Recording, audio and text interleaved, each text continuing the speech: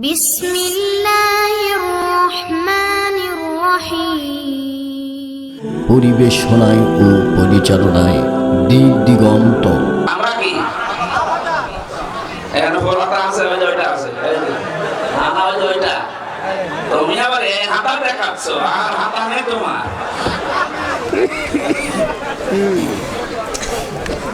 না, যে দাদার কথা বলা হচ্ছে, দাদা বলেন তো, এখন যদি ওনারা মুসলমান বানানো হয়, ও ছাতা এসে মুরব্বী মানুষ এসে গোড়া থেকে কিনে বাদ দেওয়া লাগবে। আমি আর নিচে নামলাম না। সুতরাং যৌতুক দেওয়াও জায়েজ নেই, নেওয়াও জায়েজ নেই। তারপরও যার সাথে স্বামী স্ত্রীর সম্পর্ক করে এতদিন আপনারা বলতেন এটা মানা যায় না, কারণ সে একজন মুশরিক, আর আমাদের মেয়ে যাই হোক সে একজন হাজি। তার চরিত্র একটু ঝামেলা আছে, কিন্তু হাজি তো। কথা বলছে না কেন? মিথ্যা কথা বলে। তাছাড়া বাকিগুলো অন্তত হাসি মানুষের সাথে কোনো ফুল হাতার বিয়ে দেওয়া যায় আছে। এটাকে আমি নিজে নিজে বানালাম। সূরা বাকারা 2 নম্বর পারা 14 নম্বর পৃষ্ঠা 4 নম্বর লাইনে 221 নম্বর আয়াতের মাঝের অংশে আছে, ওয়ালা তুনকিহুল মুশরিকিনা হাত্তা ইউমিনু। যতক্ষণ মুশরিক পুরুষ মুমিন না হবে, মুমিনা নারীর জন্য তাকে বিয়ে করা কখনো জায়েজ নেই। এই ফতোয়া সরাসরি আল্লাহ। কথা বলে না কেন? আল্লাহর এই ভাষাকে তারা এতদিন পর্যন্ত বড় আঙ্গুল দেখিয়ে নিজেদের ছেলে মেয়েকে পর্যন্ত বিয়ে দিয়েছে। খ্রিস্টান, ইহুদি, আবার বলতো ওরা আহলে কিতাব। পৃথিবীতে মুসলমান বাদ দিয়ে যত ধর্মের লোক আছে আল্লাহর দৃষ্টিতে সবগুলো কাফির। আমি কি এইটাও বানালাম? সূরা আলে ইমরানের 180 নম্বর আয়াতে আছে, ওয়াইদা খাযাল্লাহু মিসাকান নাবিয়্যিনা লামা আতাইতুকুম মিন কিতাবি ওয়া হিকমাতিন সুম্মা জাআকুম রাসূলুম মুসাদ্দিকুল লিমা মাআকুম লা তু'মিনুন্না বিহি ওয়া লা তানসুরুন্না ইলা আখির আয়াত।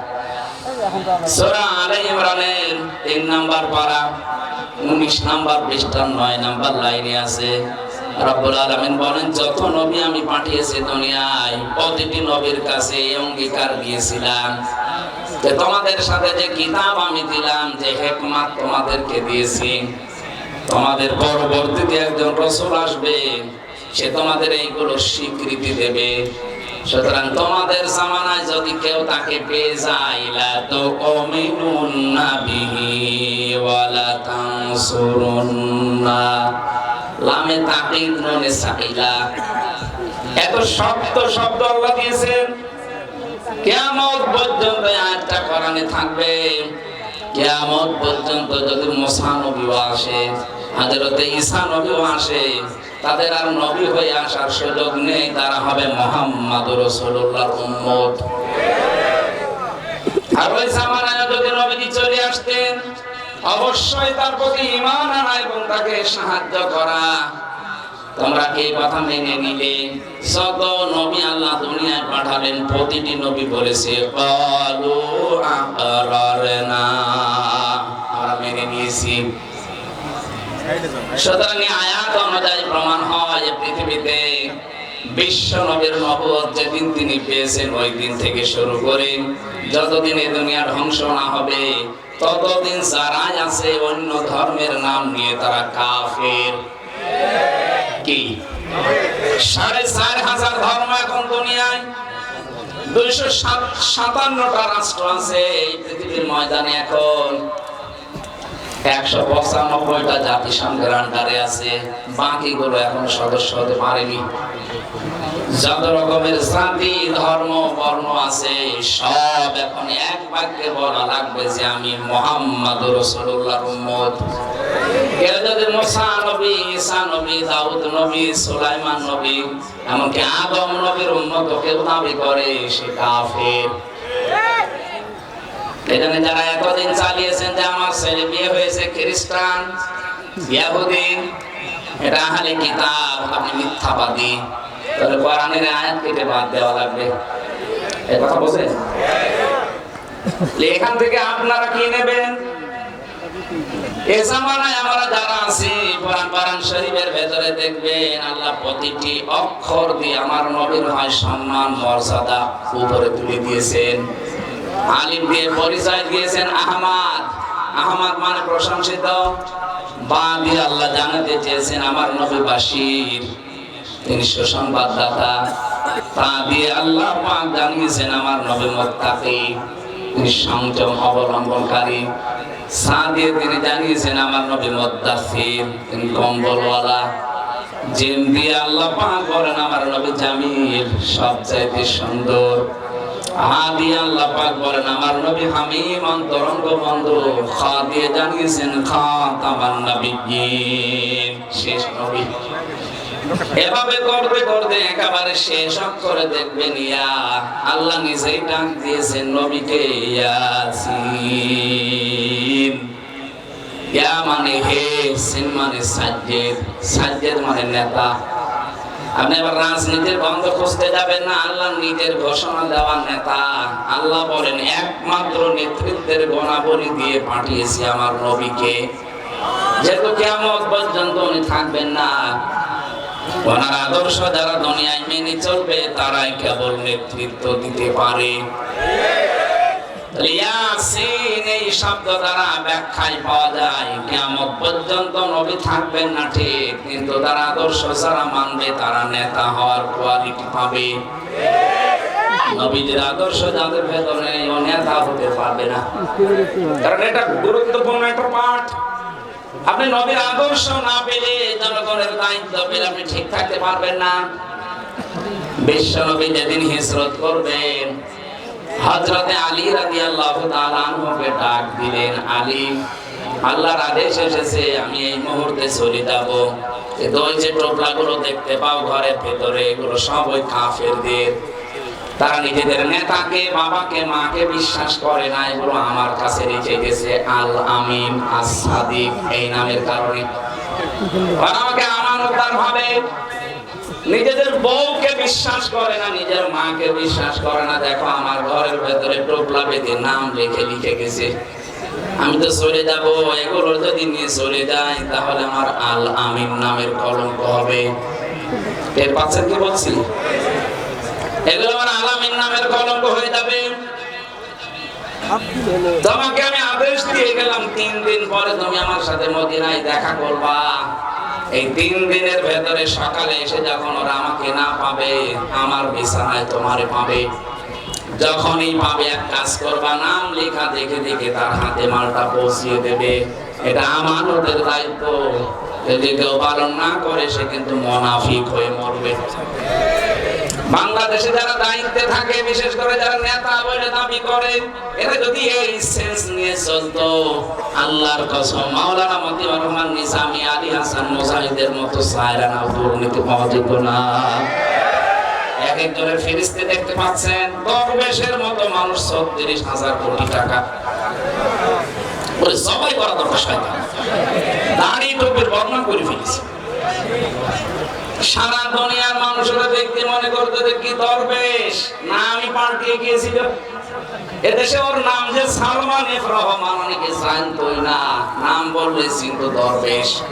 কাজটা করলো কি? এর মতো চোর এই পৃথিবীতে আছে বলে আমার মনে হয় না। চিন্তা করেন তো, ৩৬ পদ্মা সেতু বানানোর পরে আরো ৪,০০০ কোটি টাকা দেরি থাকবে, এত টাকাও আত্মসাৎ করেছে। দেশটা ফকলা বানিয়ে ফেলেছে এই শয়তানগুলো। আর ওরা এখন দোষ ধরে যে মাওলানা কেন আসবে রাজনীতিতে। শয়তানেরা আসে না, এই জন্যই তো তোমরা পুরা জমিন ফিরে পেয়েছো। মন যা চেয়েছে তাই পেয়েছো। ভূমি মন্ত্রীর দায়িত্ব ছিল যারে, তার বাড়ির সংখ্যা দেখলাম ৬২০টা। কত বাড়ি লাগবে আপনার? এখন তার একটা বাড়িতে থাকতে পারেন না, সবগুলো এখন ওঝার গৃহ হয়ে যাচ্ছে। আল্লাহ কোরআনে কারিমে যা দিয়েছেন একেবারে খাপের খাপ মিলে যাচ্ছে। আল্লাহ পাক বলেন তো জুলুমের কারণে ওই জায়গাটা পর্যন্ত আমি আল্লাহ অভিশপ্ত বানিয়ে দিয়েছি। বিমা সালামু, ওদের জুলুমের কারণে ওরা যেখানে থাকতো ওই জায়গাটাও এখন কিয়ামত পর্যন্ত অভিশপ্ত। আমি হানিফের বাড়ির নাম বললাম এমনি আমি দেখে এসেছি। দিনাজপুরে গিয়েছিলাম, ওখানে একজনের বাড়ি দেখলাম। কিশোরগঞ্জে তো বললাম ওটা জাতীয় টয়লেট চলছে। আমাদের এখান থেকে যেটা নেওয়া দরকার, আগামীতে যারা আসবেন জালেমদের এত বড় শিকড় কেটে দিয়ে যদি আল্লাহ বাড়ি ঘর পর্যন্ত পরিত্যক্ত করে দিতে পারে, আগামীতে যারাই বসবেন তারা যদি সত্যি জনগণের উপরে জুলুম করার মন মানসিকতা হয়, 5 বছর পরে আপনার বাড়ি পরিত্যক্ত হয়ে যাবে। কি বলেছি টের পেয়েছেন? না টের না। আলহামদুলিল্লাহ আমরা যারা শিক্ষা নিতে পারি, আয়াতের পরে এটার আরবি আছে, আমি বাংলাটা বললাম। ইন্না ফি যালিকা লায়াতান লিকাওমিন ইয়ালামুন। রব্বুল আলামিন বলেন এর ভেতরে তো যদি শিক্ষা আছে, এখানে লামে তাকিদ আছে। আরবি গ্রামার যারা জানে লামে তাকিদ দিয়েছেন আল্লাহ। এমনিতেও আল্লাহ স্বাভাবিকভাবে কথা বলতে বলতো, আবার গ্যারান্টি দিয়ে কেন? তার মানে এটা আল্লাহ ঘটাবেন, মাস্ট বি, এর ভেতরে কোনো সন্দেহ নেই। আয়াত শুরু করার আগে দিয়েছেন ইন্না, মাঝে দিয়েছেন লামে তাকিদ। আল্লাহ পাক বলেন অবশ্যই এর ভেতরে শিক্ষা আছে, যারা জ্ঞানী মানুষ তাদের জন্য। আর যদি ওটা তার কাটা থাকে, মাথার বুদ্ধিহীন হয়, পাগল হয়, নির্বোধ হয়, ওর জন্য এখানে কোনো শিক্ষা নেই। আমরা যেহেতু মাথার তার কাটা না, পাগল না, নির্বোধ না, বুদ্ধিমান বলে দাবি করি, অবশ্যই আমাদেরকে এখান থেকে শিক্ষা নেওয়া লাগবে। আমি দেখতে পাচ্ছি এদেশে অনেকে এখনো পর্যন্ত থালা হাতে পায়নি, তারপর শুরু করে দিয়ে ছোটখাটো। এটা ঠিক হচ্ছে না, আপনার বদনাম হয়ে যাচ্ছে। আপনার কারণে দলের বদনাম হচ্ছে, আপনি টের পাচ্ছেন? আজকে গোবিন্দ পরামানিকের সকালের বক্তব্য দেখেননি? নারায়ণগঞ্জের বন্দরে আজকে সকালে একটা ভিডিও ভাইরাল করে দিয়েছে। আমি নাম নিলাম না, ওই দলের একজন নেতা আছে, প্রকাশ্যে চাঁদাবাজি করছে। কি হয়েছে আপনার? ওই পর্যন্ত যখন যাবে তারেক জিয়া পর্যন্ত পেছনে লাথি দিয়ে একেবারে দল থেকে বহিষ্কার করে দেবে। আপনার মতো আগাছার জন্য বিএনপির মতো এত বড় দলের বদনাম উনি জীবনও মেনে নেবে না। 5 তারিখের পর থেকে অহরহ ভিডিও বার্তা পাঠাচ্ছে যে আপনারা কোনো ঝামেলায় জড়াবেন না, চাঁদাবাজি তো দূরের কথা, মানুষের দিকে চোখ তুলে তাকাবেন না। আর আপনি কি শুরু করছেন? সারা দেশে দেশে অন্যপাল্টা শুরু হয়েছে। আপনার চাইতে অত্যাচারিত আমরা কম হয়েছি। এখনো পর্যন্ত তো কাঁটা লাগে না এদের গায়ে যে এরা চাঁদাবাজি করেছে। আপনি বলেন তো কোন কারণে এগুলো আরম্ভ করেছে? সারা বিশ্বের মিডিয়া এখন এই সমস্ত শয়তানগুলো যারা আছে ওরা তো বসে নেই, ওরা নিজেরা ষড়যন্ত্র করে হয়নি, তখন ওরা হিন্দুদেরকে কাজে লাগাচ্ছে। আজকেও পঞ্চগড়ে এবং মাগুরায় এই 2টা জেলার মানুষ গেছে চিকিৎসা করার জন্য। ওরা ওদেরকে টাকা পয়সা খাওয়িয়ে বলছে বলো এই কথা যে আমরা বাংলাদেশে টিকতে পারলাম না, চলে আসলাম। ওরা বলছে আমরা চিকিৎসার জন্য এসেছি। ওই যে মলম সাংবাদিক, ওর খালি চুলকায়। আমার মনে হয় বাংলাদেশে হিজরাতের ভেতরে দিয়ে দেওয়া হবে, কামড়িয়ে খাবে। শয়তান তো টের পাই। চট্টগ্রাম নিয়ে নেবে, চট্টগ্রাম নিলে আমরা কি বসে আছি? এদেশের 1 ইঞ্চি না 1/2 ইঞ্চি মাটি যদি কেউ নিতে চায়, 18 কোটি মানুষ যদি জীবন দেওয়া লাগে, 36 কোটি দাদা নিয়ে জীবন দেবে। কথা বলুন। পৃথিবীর একমাত্র দেশ, 257টা দেশের ভেতরে আজকে সকালে দেখলাম তাম পৃথিবীর একমাত্র দেশ যেখানে সাম্প্রদায়িক সম্প্রীতি সবচাইতে বেশি, সেটা বাংলাদেশ। নষ্ট করার জন্য ওরা উঠে পড়ে লেগেছে, এতদিনও চেষ্টা চালিয়েছে, পারে নাই। সারাটা জীবন মিথ্যা কথা বাংলাদেশের বিরুদ্ধে ছড়িয়েছে যে এখানে নাকি সংখ্যালঘু নির্যাতন হয়, অথচ সবচেয়ে বেশি এখন সংখ্যালঘু নির্যাতন চলছে ভারতে। আল্লাহর ঘর মসজিদ পর্যন্ত ভেঙে ভেঙে মন্দির বানাচ্ছে। কালকে সকালে একটা ভেঙেছে। মানুষ বাংলাদেশে ৯৬% আমরা মুসলমান, কই পৃথিবীর ইতিহাস পাল্টিয়ে যাবে, কিন্তু আজ পর্যন্ত একটা মন্দির ভেঙে মসজিদ বানিয়েছি আছে? কি আরম্ভ করেছেন আপনারা? আপনার আশেপাশে যতগুলো দেশ আছে, একটা দেশের সম্পর্ক আপনার সাথে ভালো না।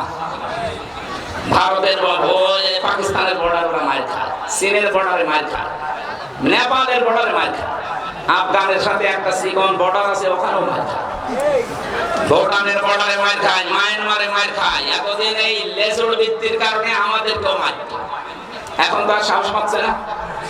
কারণ আমি জানি ওদের বহু প্রদেশে আমি ঘুরেছি, 29টা প্রদেশের অনেক প্রদেশ আমার ঘোরা শেষ। আমি দেখেছি সবচেয়ে বেশি ভয় এই মুশরিকরা মরণকে করে।